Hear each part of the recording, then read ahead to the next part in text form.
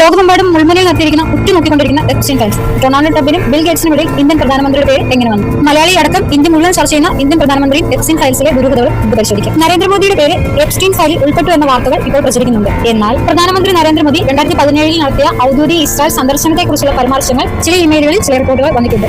എന്നാൽ ഇതൊരിക്കലും എപ്സ്റ്റീന്റെ ദ്വീപിലേക്കുള്ള യാത്രയായിരുന്നില്ല, മറിച്ച് ഇന്ത്യയുടെ വിദേശ നയത്തിന്റെ ഭാഗമായുള്ള ഔദ്യോഗിക സന്ദർശനം മാത്രമായിരുന്നു. എപ്സ്റ്റീൻ ഫയലിൽ ഇന്ത്യൻ പ്രധാനമന്ത്രിയുടെ പേര് അടങ്ങിയിട്ടുള്ള ഭാഗം ഒരിക്കലും സത്യവത്തായതല്ല എന്നും ഇസ്രായേൽ യാത്രയെപ്പറ്റി മാത്രമായിരുന്നു എന്നതും വിദേശ നയ സ്വകാര്യ സ്ഥാപനം വ്യക്തമാക്കിയിട്ടുണ്ട്.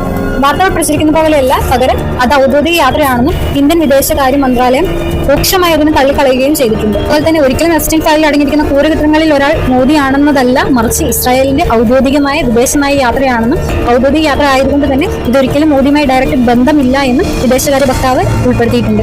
രാഹുൽ ഗാന്ധി ഉൾപ്പെടെ ആരോപണങ്ങൾ ഉന്നയിച്ചിരുന്നു. യഥാർത്ഥ വസ്തുത എന്ന് പറയുന്നത് എപ്സ്റ്റീൻ ഫയലിൽ പേര് ഉൾപ്പെടുന്ന എല്ലാവരും കുറ്റക്കാരല്ല എന്നതാണ്, മറിച്ച് രാഷ്ട്രീയ മാറ്റങ്ങളിലോ ചർച്ചകളിലോ ബന്ധങ്ങളെക്കുറിച്ച് പ്രമുഖരുടെ പേരുകൾ ഉൾപ്പെടാറുണ്ട്, ചർച്ച ചെയ്യപ്പെടാറുണ്ട്, ഇമെയിൽ രേഖപ്പെടുത്താറുണ്ട്. ചർച്ച ചെയ്യപ്പെട്ട ലിസ്റ്റിൽ മോദിയുടെ പേര് ഉൾപ്പെട്ടിട്ടു എന്നതാണ് ഈ കേസിലെ പ്രധാന വസ്തുത.